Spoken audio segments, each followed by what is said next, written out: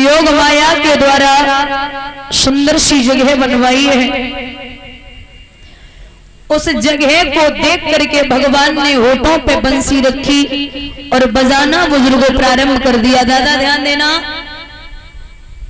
जब बजाना प्रारंभ किया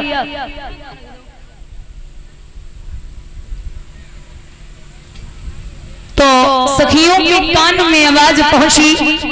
कोई सखी अगर पति को खाना देवे को जा रही तो पति को खाना गैया के पास में, गैया को भूसा पति के पास में, और सास को पैर दबा रही सो पैर ही खींचने लगी। ऐसे भागी सखियां।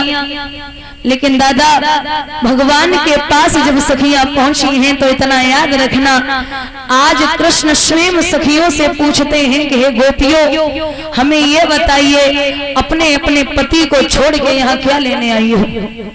अब यहाँ इतने लोग बैठे हमारे जो बुजुर्ग हैं, दादा आप बताइए, आप किसी का निमंत्रण करें और वो निमंत्रण खाने के लिए आपके यहाँ पहुंच जाए, फिर आप उससे ये पूछो कि क्या लेने आए हो, तो कितना अपमान होगा। पहले तो बंसी बजाई के भगवान ने बुला लियो, अब भगवान पूछ रहे हैं कि अपने पति को छोड़ के यहाँ क्या लेने आई हो। तो गोपियां भी कम विद्वान नहीं थी, भगवान से पूछने लगी कि हे कन्हैया हमें ये बताइए, एक पतिव्रता औरत और उसका पति विदेश चला जाए और वो मिट्टी का पति बना करके उसकी पूजा करे, और जब मिट्टी के पति की पूजा कर रही हो तो उसका असली पति विदेश से आकर के कुंडी को खटखटा दे, तो ये बताइए बिहारी वो असली के लिए दरवाजे खोले या जो नकली है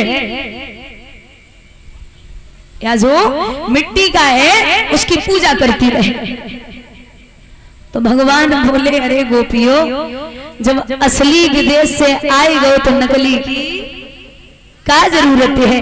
तो गोपियां भगवान की तरफ मुस्कुरा के बोली, गोविंद संसार के पति पिता पुत्र सब नकली हैं, आप एक असली हो, और तुम हमारे पति तो छोड़ दो, हमारे पति ने के पति आप ही हो, आप जगत पति और जगत पिता हो, तो आप चुपचाप मेरे साथ में महाराज कीजिए।